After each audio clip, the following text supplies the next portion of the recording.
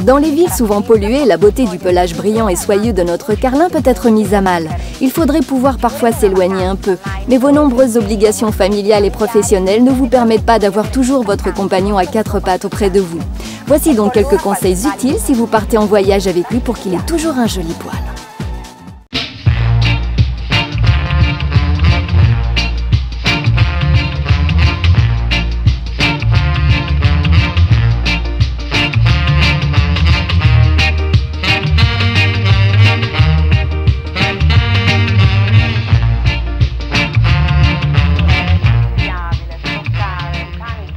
Je vous conseille d'emmener votre chien au toilettage,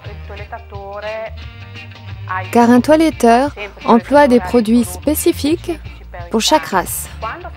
Lorsque vous emmenez pour la première fois un chien chez le toiletteur, le plus important est que vous soyez calme et détendu. Laissez votre chien chez le toiletteur et partez comme si de rien n'était pour ne pas le stresser. Le carlin est un chien qui n'a pas besoin d'être beaucoup toiletté, car il a le poil ras. Il suffit de le laver tous les 3 ou 4 mois et de lui passer chaque jour un linge humide, voire mouillé, sur les pattes et le museau. En ce qui concerne la toilette quotidienne, il existe des lotions que l'on peut couper avec de l'eau ou employer pur directement sur le poil du chien, toujours avec un linge humide. Pour le sécher, une simple serviette de toilette suffit. On peut aussi utiliser ces lotions pour l'hygiène quotidienne du chien, pour nettoyer ses yeux et ses oreilles.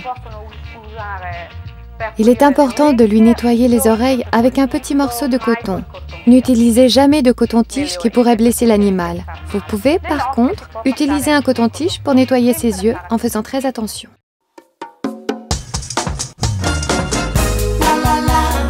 Pour devenir dog-sitter, et donc débuter une activité de dog-sitter, il faut être très patient. Être passionné par les chiens et bien s'y connaître dans les différentes races.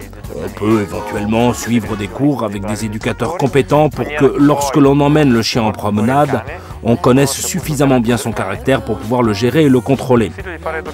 Je conseille de devenir dog-sitter à tous ceux qui veulent débuter une nouvelle activité. Cela peut éventuellement concerner des retraités disposant de 3 ou 4 heures par jour qu'ils peuvent consacrer à promener des chiens. Ça peut être un passe-temps, mais aussi une activité professionnelle. Et à tous ceux qui souhaitent avoir un emploi leur permettant de travailler à l'extérieur, de découvrir de nouvelles races de chiens, de rencontrer des gens et aussi de jouer un rôle dans la société.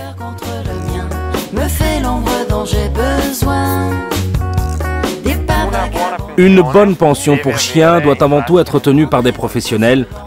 Après quoi, il faut vérifier que la structure est adaptée à votre chien.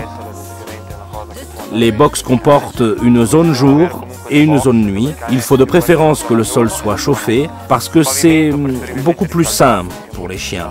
Et qu'il y ait des enclos en plein air où le chien pourra passer 2 à 3 heures par jour à jouer si possible avec d'autres chiens.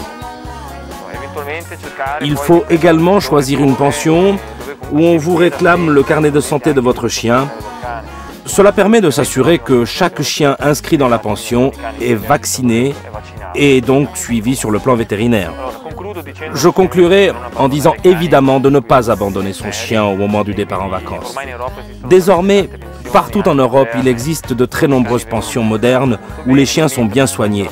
D'ailleurs, on peut les visiter par le biais d'Internet, voir les box, s'assurer de la qualité de la nourriture servie aux animaux et prendre contact avec les personnes gérant ce type de structure.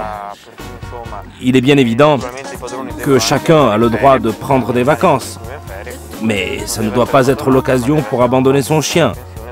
On doit le confier à une pension où on s'occupera bien de lui et surtout